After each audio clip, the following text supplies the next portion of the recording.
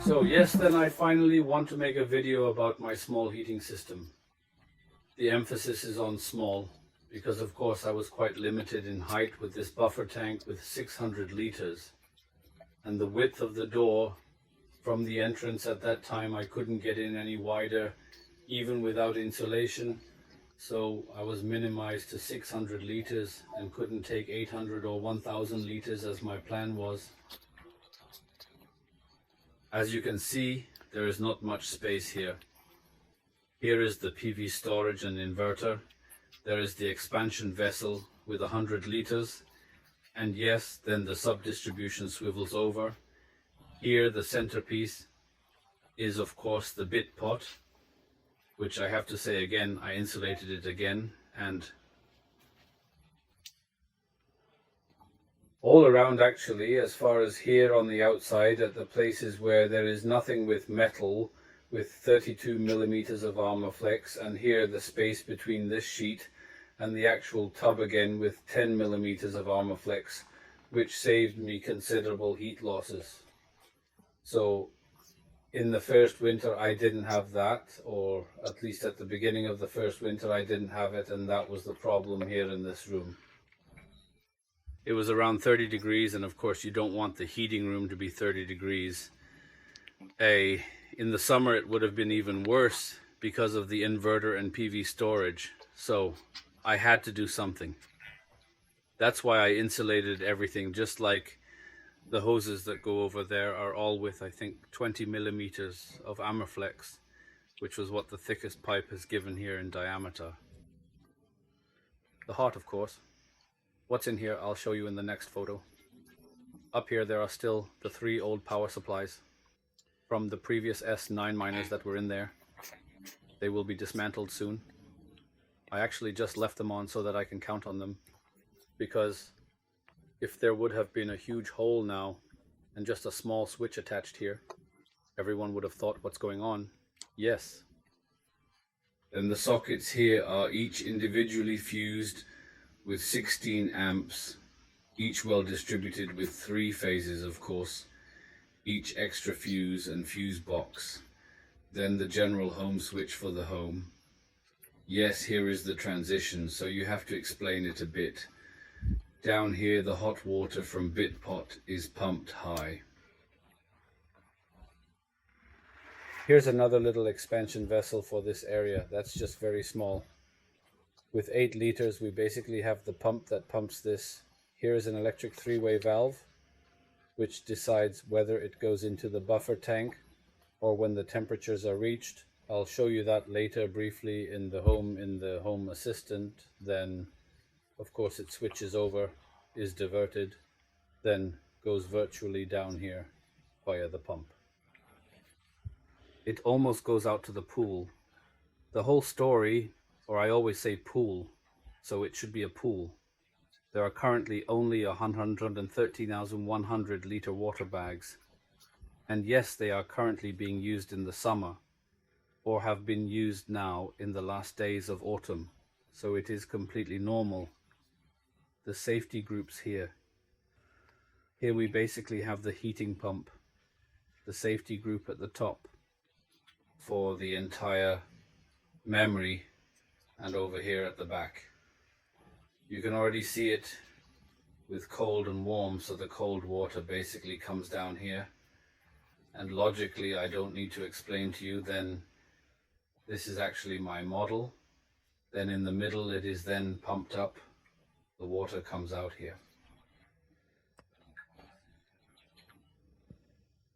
And then I almost have a temperature. That's a lie. What this is the heater return. Here is the actual water. This was the heater return. Now I was a little confused. I hope you look at it for me. Yes, then of course for reasons of fear, everything was done with fire stop. So protected with fire extinguishing balls, for fear that if something catches fire, you know, something similar here, and it can happen sometimes. It's better to stop right away. They burn before they grow big. Yes, that's the heating system. Unfortunately, there's not much more to say.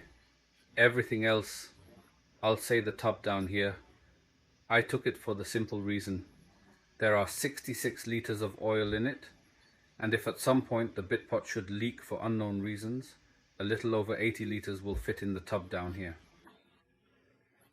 Therefore, I should also be safe that no oil runs into my room and that I somehow have a big cleaning action here. All this just for that.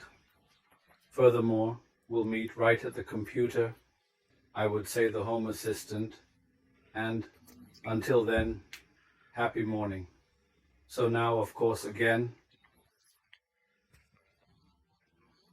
in action, the whole thing that was also in action before that, but you could just see 0. Here we have the two beautiful S19s of mine who are working beautifully, and up here the temperature is basically taken, which basically goes over, which I still have to work with a little bit. I don't know what I'm doing, whether I put a small sieve in here. There is always a small vortex here, and occasionally it happens, like, let's say 34-minute intervals, that the vortex pulls down and then it pulls air very briefly, and then of course a few air bubbles come, which of course is not so nice, and I'm honest, you can also hear it doing it, and of course that's not so pleasant if you sit right next to it at the computer and then do it again and again, but that's complaining at a high level otherwise. I'm currently very satisfied with mine. As you can see, I have them completely around, because with brains there is still an error if you do it the other way around with the cable up, which means error, no. It's just a message that the inlet temperature that is now below is higher than the outlet temperature, and I just don't know where all the temperature sensors are located. I just turned it around, and it also caused a total of over 3 degrees Celsius in the performance at brains, which of course meant that the miners, I say, run longer until they reach their temperature. And the next thing is, of course, it's just correct for the flow of heat, including directly for the end miner. Yes, in that sense. That's it for now. So now they are in my Home Assistant, as you can see. For you it is completely confusing. Probably for me it is currently the best way to monitor the most important things for me on one page. We can see the individual ones. Shelley's here for the miner with the IP75 at the end of Shelley 1 and 2. Then the current consumption here in this case is now almost 1 kW per Sally. And then miner number 2 of the IP77 comes then for the bitport heat exchanger, the pump you saw earlier, which then virtually transports everything over into the buffer storage. Then this other pump for the buffer tank, which then sits between this 3-way valve and here the Grundfos Alpha 3. This is the one for my heater, which of course logically consumes the least because it is a high efficiency pump. Then we have the 3-way valve that I can control. Logically it is controlled automatically only for me. If I say, okay, I really want to, then I can turn it on. And then the heat exchanger pump for the bag out with the current 1300 liters. Theoretically, I could now run the miners at 35 degrees at the temperature of the bag, but I don't think that would be that cool in the long run, because I noticed that the colder they are, than when they are really extremely cold, they don't perform that well either. So if someone says, yes, it has to be ultra cold, I'll say I believe in the vinegars. It's just a certain temperature at which they just run really well. Yes, then we just have the data completely for the miner, so basically turn it on and off. Here I can basically switch both Shelleys at once, in which case I can see the hash rate efficiency currently, although the calculation doesn't quite hit, because the calculation is always based on this miner consumption, which he basically reads out at brains. So currently the profile runs with 1708 watts and the Shelleys plus minus their tolerance, I say, is now at 17 or 19 watts. And he just says U, that's 1736. And that's often completely wrong. Like now here with my 75, we have 1708 watts, the same profile, but it just takes 1957 watts. And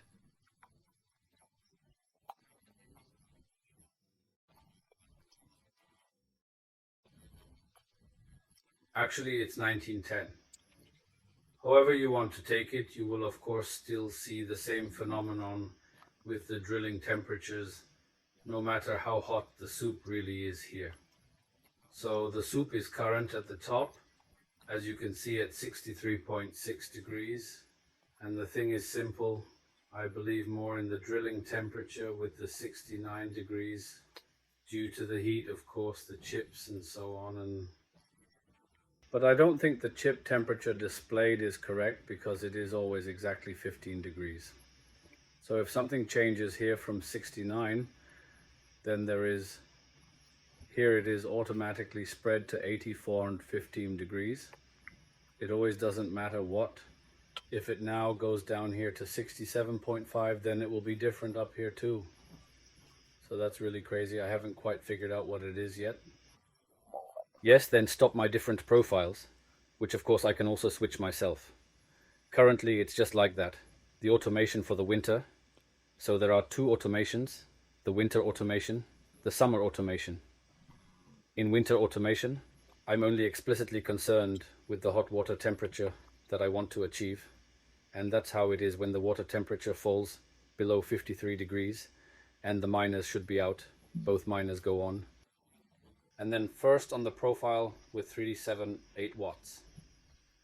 When the 3708 watts are reached. So it reaches that, then he means, and when 84 degrees are reached in chip temperature, then it switches automatically. So he checks that every 5 minutes it automatically switches to 3308, because then the same game when 84 degrees are reached. Switch to 2908, then switch to 2508, then to 2117. And if you at 17 or at one of the other three here, 2100 or 2500, if he stays there for longer than an hour and means in one go, now you see right now, it even happened. He jumped from 1708 to 3308 because the power limit ran for over an hour, or exactly an hour. That means if that doesn't manage to reach the temperature in an hour, then it goes back up to 3308 and works its way down again.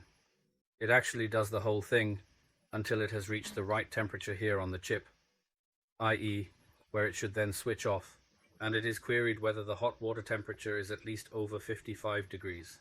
So if the chip here is above, I think 82 degrees afterwards at the last one, and the hot water temperature is above 55, then it is the case that the miners basically shut down, but in order to shut down the first miner, the second miner has to be shut down, and it shuts down because somehow it always has the shittier position, I almost said, in the bit pot, which is always a little hotter than the back miner, and of course it should be turned off first, and shortly after that the bit pot pump and the heat exchanger are turned off.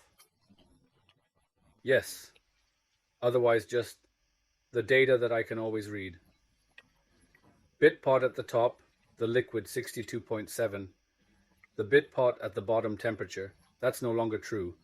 Unfortunately, it's now only on the outside of the housing, the sensor, because the last sensor that was in the bit pot at the bottom, it's dead after 8 months or something like that, for whatever reason. And that's why I said before, I always replace it here every few months. I do the outside one. Ich bin aber am Überlegen, ob ich es auch wieder unten reinpieke, so ob ich dann nochmal. I now have 2 extra so that I can try it again. They really die so quickly again, then I really won't do it anymore. I'll see that in the near future. Yes, then the flow temperature that you could see is basically at the buffer storage at the top, where the miners basically feed in. It's almost 60 degrees, and 56.9 degrees come back down after it has gone through the spiral. Then it would be the completely normal heating flow. It is also called up and what comes back, where I was wrong with the hose or pipe. Yes, hot water temperature. Yes, it is below 60 degrees, And yes, everyone is crying about salmonella and so on. And immediately salmonella, I say legionella. The thing is, I don't want to say that I don't care. The disease would suck. But let me put it this way, we used to have gas heating and we didn't immediately get over 60 degrees. So if you haven't showered for 7 minutes or longer, then of course the water was stale in the heater before that and wasn't above the temperature. So that's where I tell myself, okay, because it's also a water heater principle for me due to the buffer storage. I'm not too worried because I think there are only 36 liters or something like that in the spiral. And if we're really on vacation or something like that, then we just let the water run for 3 minutes and then it's good. And otherwise, I'm really not going to do anything hard about it, because if I also raise the temperature now, so if I now turn on the, how do you say, the faucet, then the temperature still rises briefly. So because, I don't know, because that was because it's actually much warmer up there than where he's measuring right now. Yes, then the inlet temperature, which is of course now, as long as there is no water movement, is of course very high. That means I currently have the temperature below in the storage. So I have 41 degrees below in the storage, because of course due to the return flow, if the return flow came back colder now, then it would probably be colder below, and then the inlet temperature would look different again. I can also show you here when we draw water, then you can see. I washed something briefly and the inlet temperature was 44.4 degrees. Then it rapidly drops. It says 23.9 here, but it's because I used water briefly. When we shower, the water comes from the pipe at the bottom at 10 degrees and gets heated to over 55 degrees.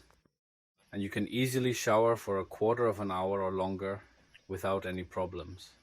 So we can shower with 3 people in a row and have no problems so far, thanks to the 600-liter buffer tank.